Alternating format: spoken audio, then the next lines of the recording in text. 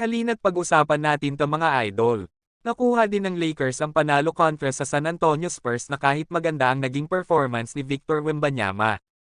Pero sa part pere ng Lakers ay magiging challenge pa rin ang next 17 games nila sa mga susunod na laban dahil karamihan kasi dito ay mga solid team kung saan ay nasa top sila ng ranking papasok ng playoffs. Sila din kasi ang tumalo sa Lakers sa mga nakaraang game, at isa na nga dito ay ang Phoenix Suns na may Big Three with Kevin Durant, Bradley Beal at Devin Booker, habang ang susunod naman ay super team na Clippers with Kawhi Leonard, James Harden, Paul George at Russell Westbrook.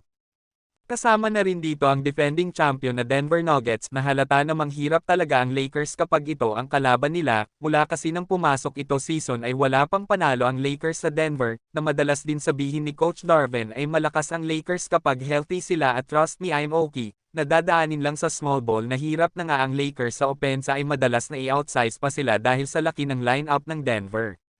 At sumunod naman dito ay ang Oklahoma City Thunder na tinalo din naman ng Lakers ito sa kanilang huling matchup, kasama din ang iba pang mga team na Milwaukee Bucks, Sacramento Kings, Atlanta Hawks, 76ers, Indiana Pacers at Timberwolves. Yan din kasi ang malalakas na team ngayon pagdating sa East at sa West.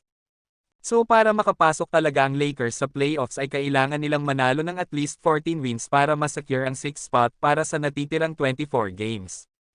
Pero hindi pa naman huli ang lahat dahil ayon sa report ay nahanap na ng Lakers ang tamang timpla ng lineup o pinakamalakas nilang lineup sa first 5 kapag magkakasama sina LeBron Davis, DeAngelo Russell, Austin Reeves at Rui Hachimura, na ngayon nga ay may record na 6 wins at 0 losses. Dahil noong tinalo kasi sila ng Golden State Warriors ay wala si LeBron na sinasabing malaking kawalan para sa team ng Lakers.